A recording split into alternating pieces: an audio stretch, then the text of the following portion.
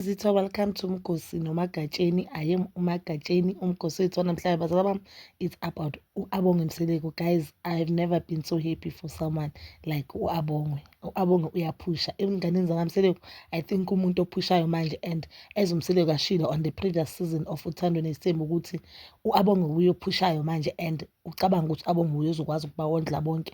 I see that una-Abonge, because one thing about u-Abonge, very driven. And if umamela one thing abantwana bamacele bane-goal man, banayo lento yokumamela mababanika umthetho bayawuthatha, which is something as abazali sithandazela ukuthi umntana yakho mamnika umthetho awuthatha, because ayikho into ebuhlungu njengomzali ukuthi uthi unika umntana yakho umthetho angathatha, ngoba I don't think ukuthi ukhona umzali ucela ukuthi abe nengane ihambe ithola abantwana, uhambe ethola ingane eyisigebengu, but sonke siyabanika umthetho, it's just that le ngane azowuthatha umthetho. So guys, yesterday u-Abonge uyenze not live, i-vlog atshela abantu ukuthi she'll be attending i-summit, guys.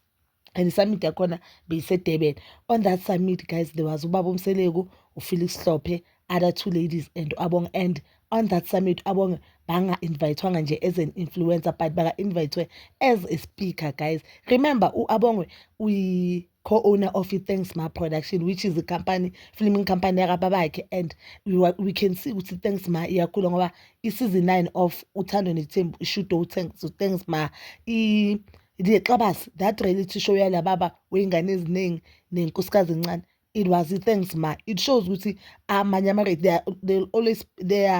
the company is growing, and they are giving us more reality shows, which is, if we getting more reality shows, that means the company is making more money. Nobaba uMseleko ushilo on interview bakanayo ne-radio station ukuthi i-Thanks Ma nayo i-company efaka imali eningi kaMseleko.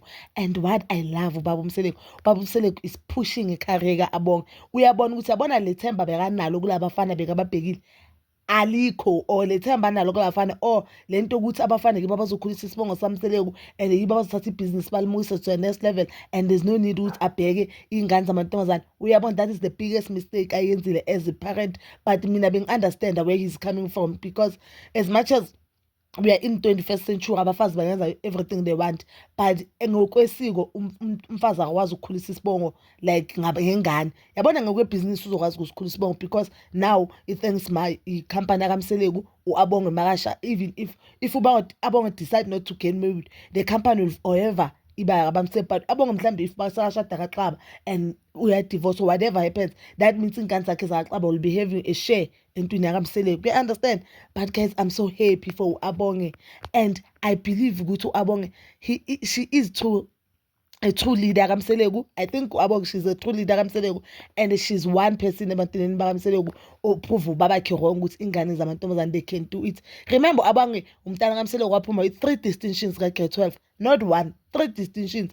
And we know ukuthi nje even distinction one distinction, how we celebrate it. I remember, if you told distinction 1, if you go to distinction, you'll know ukuthi gini bajabula kanjani mawuthole eyi-1 nje, mawusothola amathathu sibukuyini moya engcwele.